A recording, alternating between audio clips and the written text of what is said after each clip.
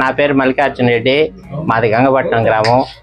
అసలు ఈ దేని విషయం మాట్లాడాలంటే రాత్రి కాదు, పగలు కాదు, ఉదయం కాదు, సాయంత్రం కాదు, బాత్రూమ్ పోవాలంటే భయపడుతున్నారు, పాసు పోవాలంటే వణకుతున్నారు.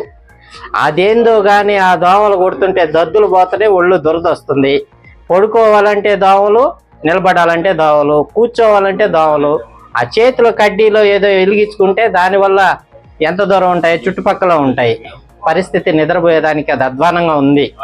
అదేదో ఆయిల్ బాల్స్ లేకపోతే పొగేయడాలు ఏమన్నా నివారణ చర్యలు పంచాయతీ వాళ్ళు చేపడితే ఇదే మా గ్రామమే కాదు, మండలం అంతా అలాగే ఉంది. మండలం ఉందే, జిల్లా ఉందో మాకైతే తెలియదు, కానీ మా మండలం మట్టుకు ఇదే విధంగా ఉంది. ప్రతి గ్రామంలో ఇలాగే ఉంది. పంచాయతీ వాళ్ళు దాన్ని ఒకరోజు చర్య తీసుకొని, ఒకరోజు చేయకపోతే ఆరోగ్య విషయాలు, పిల్లలు ఉంటారు, ముసలోళ్ళు ఉంటారు, ఆరోగ్యంగా అందరు ఉంటారు. ఆరోగ్యానికి కూడా ఇబ్బందికరమైన దోమలు కాబట్టి ఒకరోజు చర్య తీసుకోవాల్సిందిగా కోరుతున్నాం. నా పేరు శ్రీనివాసరెడ్డి, కుడితిపాలెం మాది. ఈ దోమల విషయం అయితే ప్రతి ఒక్క వ్యక్తి కడ్డీలు చేతిలో పట్టుకొని తిరుగుతూ, ఒక ఏదో చెప్తారు చూడండి, కత్తి పట్టుకొని తిరుగుతారు కదా, ఆ విధంగా కడ్డీలు పట్టుకొని తిరుగుతున్నాం అందరం.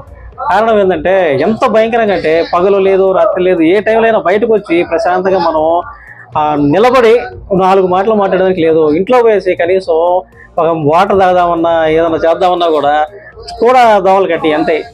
ఎక్కడ బయట వాళ్ళు కానీ వస్తే ఏందా దోమల కడ్డీలు పట్టుకొని తిరుగుతున్నారు మీరంటే, మా ఊరు పరిస్థితి అయ్యా అని. అందుకని ప్రభుత్వం స్పందించి ఖచ్చితంగా ఈ దోమల నివారణకి కొంచెం గట్టి చర్యలు తీసుకుంటే చాలా బాగుంటుందని నా అభిప్రాయం. అది మనం ఏం చెప్తాం, దోమలకి ఈ నివారణ చర్యలో భాగంగా ఈ పొగ కొట్టించేస్తే పంచాయతీ వాళ్ళు అంత ముందు చేసేది ఆ పనులు. ఇప్పుడు కొంచెం ఎందుకనో ఆగున్నారు కదా, అవి కానీ పూర్తి చేయగలిగితే కొద్దిగా కొంచెం మేలు చేసినట్టు అవుతుందని నా అభిప్రాయం ఉంటాయి.